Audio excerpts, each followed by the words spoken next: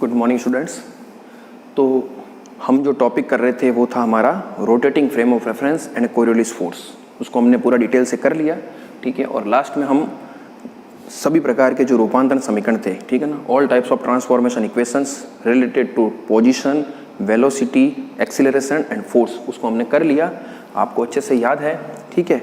जो लास्ट में हमारा आया था बल का रूपांतरण, वो आपका क्या था, उस फॉर्मूले का अगर देख लीजिए वापस, m a dash is equal to m a minus 2m omega cross v dash minus m omega cross r, ठीक है। तो ये आपका f डैश था, ये f था, और ये दोनों मिलकर के क्या थे, f एपेरेंट थे, यानी f आभासी थे। इसका आपने नाम दिया था कोरियोलिस बल, इसका नाम दिया था सेंट्रीफ्यूगल फोर्स, ठीक है।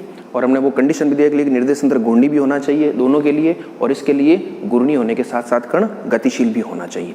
तो ये था हमारा कोरियोलिस बल। तो इसको मैं एक और वापिस यहाँ लिख देता हूँ, F Coriolis is equal to minus 2m omega cross v dash. ये आपको याद रखना एनी टाइम, ठीक है। अब जो अगला टॉपिक या अगला पोर्शन हम जो करने वाले हैं वो हमारा क्या है कि इस कोरियोलिस फोर्स के हम देखेंगे ये जो कोरियोलिस बल है वो किस प्रकार से घटनाओं को प्रभावित कर रहा है। जैसे पृथ्वी, आप अर्थ जो है वो क्या है, एक रोटेटिंग फ्रेम ऑफ रेफरेंस है, उस पर कोई न कोई कण है, कोई न कोई इवेंट हो रही है। तो निश्चित रूप से अगर उस अर्थ फ्रेम ऑफ रेफरेंस में खड़े होकर के हम किसी भी घटना को मेजर कर रहे हैं और उसमें अगर कण गतिशील है तो उस पर क्या होगा, जितने भी प्रकार के बल लगेंगे उसकी चर्चा हम नहीं कर रहे हैं, वो तो लगने वाले हैं जो लगेंगे, लेकिन उन बलों के साथ साथ एक कोरियोलिस बल भी कार्य करेगा इस फॉर्मूले के कारण, ठीक है। तो हम केवल अभी ये मेजर करना चाह रहे हैं कि अर्थ फ्रेम ऑफ रेफरेंस के रेस्पेक्ट में अगर हम किसी घटना का मेजरमेंट कर रहे हैं और उसमें कोई कण गतिशील है तो उस पर जो कोरियोलिस बल कार्य कर रहा है वो किस प्रकार से उस घटना को प्रभावित कर रहा है, ठीक है। तो सबसे पहले हम उसके एप्लीकेशन पार्ट को शुरू करें उससे पहले आपको एक डायग्राम को समझना होगा। वो डायग्राम वेरी इजी भी है और वेरी इंपॉर्टेंट भी है, और वो आगे जितने भी हम 2, 3, 4 टॉपिक करेंगे वहाँ वो डायग्राम एज इट इज काम आएगा। आप उसको समझिए एक बार। अब देखिए, जैसे मान लीजिए आपकी अर्थ है, ठीक है, ग्लोब पर आप सब देखती हो, और छोटी क्लासों में या 10th लेवल तक आपने ज्योग्राफी में पढ़ा होगा अक्षांश रेखाएं और देशांतर रेखाएं। अक्षांश रेखाएं तो क्या होती है, जैसे ये आपका, इसको आप कहते हो 0 डिग्री अक्षांश। क्या कहते हो, 0 डिग्री अक्षांश, या इसको आप कह सकते हो भूमध्य रेखा या इक्वेटर, ठीक है ना। भूमध्य रेखा कहते हो, विषुवत रेखा कहते हो, 0 डिग्री अक्षांश कहते हो या इक्वेटर कहते हो, ठीक है ना। तो ये आपकी 0 डिग्री है, और इससे ऊपर अपन जैसे जैसे चलेंगे 1 डिग्री, 2 डिग्री, 3 डिग्री, यहाँ तक आएंगे, यहाँ पर आपकी क्या है, पोल्स है, ध्रुव, उसको आप कहते हो 90 डिग्री अक्षांश। तो ये हो जाएगा नॉर्थ पोल और ये हो जाएगा साउथ पोल, ठीक है। ये इधर आपकी अक्षांश रेखाएं चलती है ऊपर, ठीक है ना। और ऊपर की तरफ आपको ये बता, ग्लोब है, तो ग्लोब को 0 डिग्री अक्षांश क्या कर रहा है, 2 भागों में बांट रहा है। तो ऊपर वाले भाग को हम कहते हैं उत्तरी गोलार्ध, याद रखिए, नॉर्दर्न हेमीस्फीयर, और नीचे वाले को कहते हैं दक्षिणी गोलार्ध, सदर्न हेमीस्फीयर। तो ऊपर चलेगा वही 1 डिग्री, 2 डिग्री, 3 डिग्री, इस प्रकार से 1.2 भी कुछ भी हो सकता है, मतलब 0 डिग्री से लेकर के 90 डिग्री तक, और नीचे भी 0 डिग्री से 90 डिग्री तक। तो इसको डिफ्रेंशिएट कैसे करोगे, जैसे मान लो यहाँ पर आप लिख रहे हो 50 डिग्री, तो इसको आप लिख दोगे नॉर्थ, तो आपको अपना पता चल जाएगा कि ये 0 डिग्री से ऊपर की तरफ है। और इधर भी मान लो 50 डिग्री लिख रहे हो तो यहाँ लिख दोगे साउथ। तो है तो ये अक्षांश, लेकिन सदर्न हेमीस्फीयर में, ये नॉर्दर्न हेमीस्फीयर में है, ठीक है, उत्तरी गोलार्ध में, और ये दक्षिणी गोलार्ध में। तो ये तो बेसिक चीज़ थी। और देशांतर रेखा आपकी इस तरह से चलती है, ग्लोब के इस तरह से। अभी हम उसमें नहीं जाएंगे, अभी मैं सिर्फ आपको अक्षांश रेखा के संदर्भ में बता रहा हूँ, वो क्यों है, क्योंकि हमारे काम की चीज़ है। अब पृथ्वी पर कोई भी कण स्थित है तो हमेशा उसका कुछ न कुछ अक्षांश होगा। जैसे हम लोग कहते हैं, जैसे आप भारत का अक्षांश विस्तार आप लिखते हो, छोटी क्लास में याद करते हैं, 8 डिग्री 4 उत्तरी अक्षांश से 37 डिग्री 6 उत्तरी अक्षांश। तो इसका मतलब क्या हो गया, उसका विस्तार है। तो पृथ्वी पर या ग्लोब पर किसी भी वस्तु को या किसी भी स्थान को दर्शाने के लिए हम क्या काम में लेते हैं, अक्षांश काम में लेते हैं, ठीक है। तो चूंकि आपको कोरियोलिस बल का अध्ययन करना है तो आपको सबसे पहले कण कहाँ स्थित है वो पता होना चाहिए, ठीक है ना। वो अगर पता होगा तभी तो आप उसका वेग निकाल पाओगे। तो कण कहाँ स्थित है उसके लिए हम क्या करेंगे, उस कण के अक्षांश का पता कर लेंगे। अगर आपको उस कण का अक्षांश दिया हुआ है तो फिर आप आगे का काम कर सकते हो, ठीक है। तो अब इसको आप समझिए, अब इसको हम कैसे आगे बढ़ाते हैं इसको आप देखिए।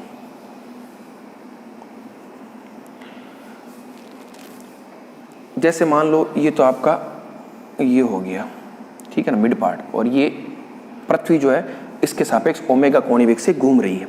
अब मान लो कोई कण यहाँ पर स्थित है, तो उसका कुछ ना कुछ अक्षांश होगा, और अक्षांश का मेजरमेंट आप कहाँ से करते हो, यहाँ से करते हो 0 डिग्री से। तो उस अक्षांश को मैं इस तरह से मेजर कर रहा हूँ, ये देखो यहाँ पर मान लो कोई कण है, तो उसके अक्षांश को मैं क्या कह रहा हूँ, लैम्बडा कह रहा हूँ। लैम्बडा क्या है, कोई ना कोई एंगल होगा, ठीक है। तो यहाँ पर अगर कोई कण है तो उसका अक्षांश क्या है, लैम्बडा है। अब इसको आप देखिए, ये इधर एक एक्सिस होगी और ये जो है इसके पैरेलल में है, तो ये ओमेगा, तो ये भी ओमेगा। ये एक एक्सिस है और ये वर्टिकली एक्सिस है। इसको आप बड़े ध्यान से देखिए, देखो पृथ्वी है, पृथ्वी पर कोई कण है, तो पृथ्वी पर जो तल है वो तो क्या है, 2D है। जैसे ये बोर्ड है, ये क्या है, 2D है। तो 3 एक्सिस होगी, देखो एक एक्सिस ये, एक एक्सिस ये, और एक एक्सिस वर्टिकली अपवर्ड। पीछे भी हो सकती है, आगे भी हो सकती है, लेकिन होगी क्या, इस तल के लंबवत होगी। तो इन अक्षों को आप समझिए। यहाँ पर कोई कण है, तो एक तो ये एक्सिस है, इस एक्सिस का मैं नाम दे रहा हूँ आई कैप डैश, और ये एक्सिस है आपकी जे कैप डैश, और ये दोनों क्या एक तल में है, आई और जे लंबवत। ये इस प्रकार की स्थिति है, ये आपकी आई कैप डैश है और ये आपकी जे कैप डैश है, ठीक है। इसमें कंफ्यूज मत होना, ये आपको इस तरह से दिख रहा है, ठीक है ना। अब 3D की चीज़ को मैं 2D में दिखा रहा हूँ, बस आप इस चीज़ को ध्यान रखिए। आई कैप डैश और जे कैप डैश दोनों एक तल में स्थित है, और ये जो है आपकी के कैप डैश क्या है, के कैप डैश, ये कैसी है, वर्टिकली आउटवर्ड या अपवर्ड है, यानी है तो तीनों ही लंबवत, लेकिन ये के कैप कैसी हो जाएगी आपकी, इस तरह की हो जाएगी। ये इस चीज़ को आप देखिए, के कैप डैश इस तरह से, ठीक है।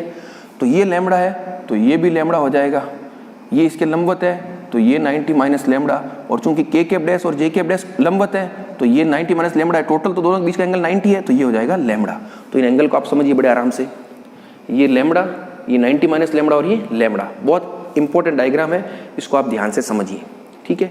आई कैप डैश, अब आई कैप डैश की जो दिशा है उसको मैं क्या कहूँगा, आपको पता ही है।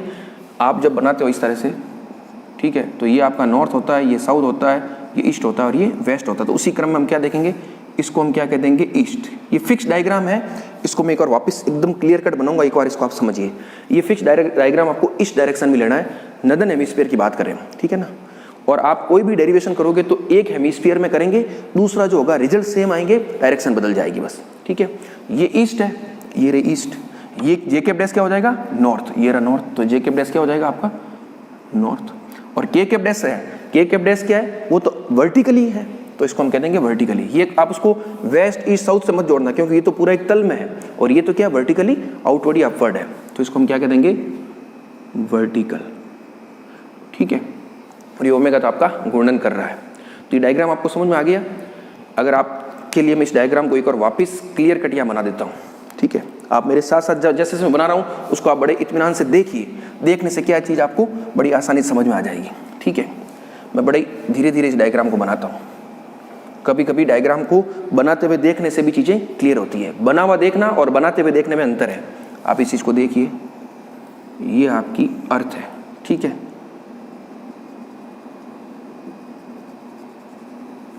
आराम से देखिए इस डायग्राम को आप, ये है आपका 0 डिग्री अक्षांश,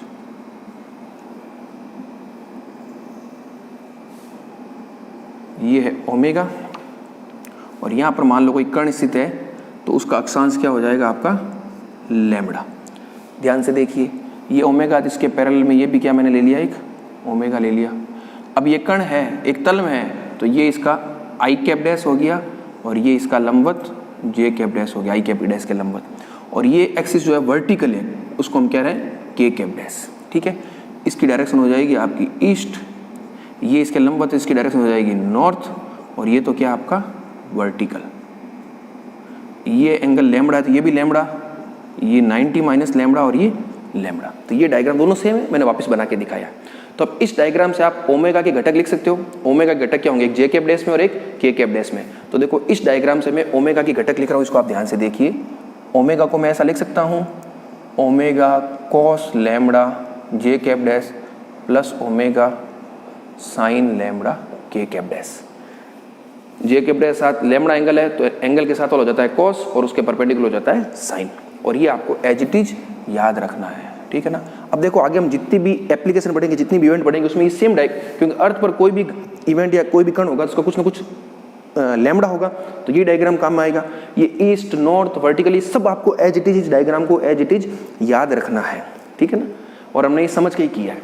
और ओमेगा को आप सीधा क्या लिख दोगे इस डायग्राम से, ये, क्योंकि आपको कोरियोलिस फोर्स जब आप निकालोगे तब आपको दो ही तो चीज़ें चाहिए, ओमेगा क्रॉस वी डैश, तो ओमेगा आपको यहाँ से मिल जाएगा और वी डैश आपको क्वेश्चन में या डेरिवेशन में दिया हुआ होगा, उस हिसाब से आप उस डेरिवेशन को आगे कर सकते हो। तो ये वेरी इंपॉर्टेंट डायग्राम है और इसको आप बड़े आराम से देखना, एक बार दो बार बनाना, एंगल को सारा सेट करके देखना, डायरेक्शन को आपको आसानी से समझ में आ जाएगा।